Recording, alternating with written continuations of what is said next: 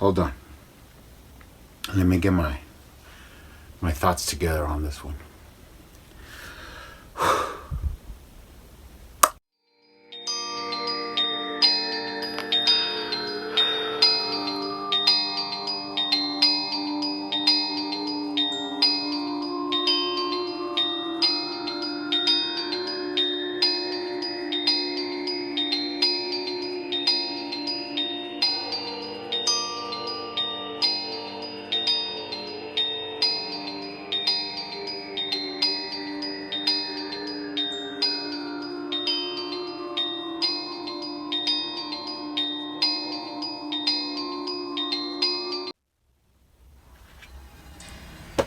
What up? Welcome back to Bones Reviews. And tonight, I watched Hereditary. Now, this movie was released in 2018, directed by Ari Aster. It is the film he did before he did Midsommar, which I enjoyed. It was pretty good. Now, this one does star Toni Collette, Millie Shapiro, and Satan himself, Gabriel Byrne. Now, I barely watched this. I want to give my honest opinion. I mean, the beginning is really has to deal a lot with grieving and like the family dynamic that you see in the film. At the point where the big plot part happens, at before you get into the second and third acts, I didn't know if I could really watch the whole thing. I mean, it just hit me really hard and really creeped me out. It creeped me out. So I didn't know if I was like, man, how do people like this kind of stuff? But once I got past it and I got it more involved into the story, the story behind the grandmother's death. These are all things in the trailer and stuff. I started getting more like, and it's the same as Midsommar. Is like there's little clues that you see them and you have to kind of interpret. What is this like? What does it have to do with the story, or like things that you see that really have another meaning and stuff like that. So it's really it envelops you in its story, and I just got past it and I got into the next part. Now, the second and third act are more about the or pretty basically like disturbing things, and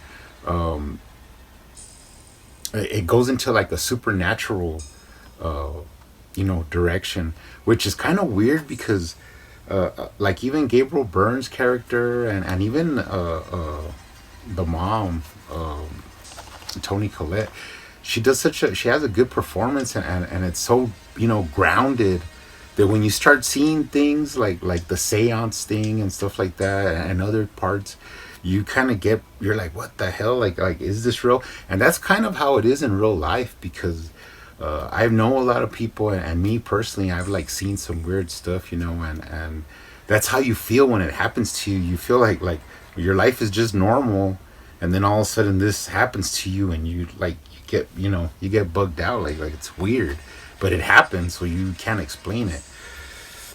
So the characters have to deal with that. The son, he's like that's the only part that was weird to me about the story, is like the way the son has like, I don't know, he does things that you can't understand. You're like, why would you do that? And then another part happens and you're like, bro, that's like, why, that's, I would never do that, but it's part of the story, and you go along with it.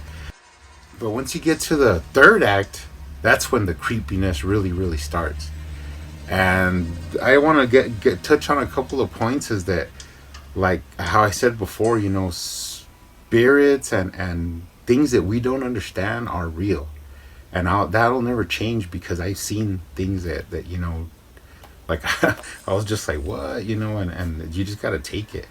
And another thing that is real that people don't seem to understand is like cults and groups that have their own ideas. And even though we don't see them, and always guard your back on you know groups like this, because you might think that they're not around, but I think they are around, and they're in the places where you least expect it, and also obviously in places where you do expect it. So those are kind of things that are my own ideas, but the movie deals with that.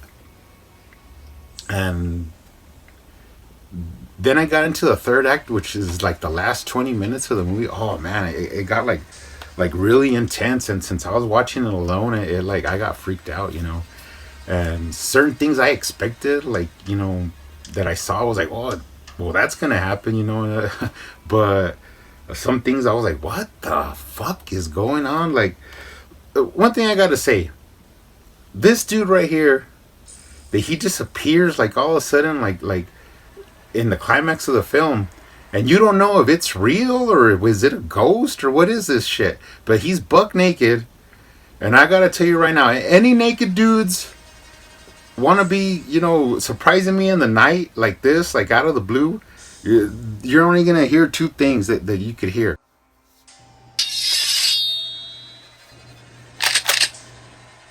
And I mean, once you hear that, you're done for. So I mean, like, anybody want to play games and mess around with me, and because this is what really freaked me out. This guy right here just freaked the crap out of me. And from then on, I was just like still thinking about this. When the movie finished, I was like, what the fuck is going on? But it was good, and I rather catch you with the blade, because I'm gonna cut you up. But anyways, it was a I didn't think I would enjoy it as much as I did. Like I said from the beginning, when I was kind of like put off by it, to where I got past that and I got really enveloped in it, it was a pretty good movie. And this is kind of hard. I don't want to do it, and I do. Of course, I gave Midsommar 3 out of 5 rewatches, and I'm gonna do it. I'll have to give this movie 4 out of 5 rewatches. Now, the reason being, because I'm gonna watch it again, because there's some things that I missed, the first time. I really want to watch it again on my 4K setup, so I could really see, what was going on and the details, and just watch it like, in that part. And I know eventually I'm gonna show it to some other people and watch it with them. So this is definitely a rewatchable movie. You're gonna watch it over and over. I didn't think I'd be saying this when I first was watching it, but it's pretty good.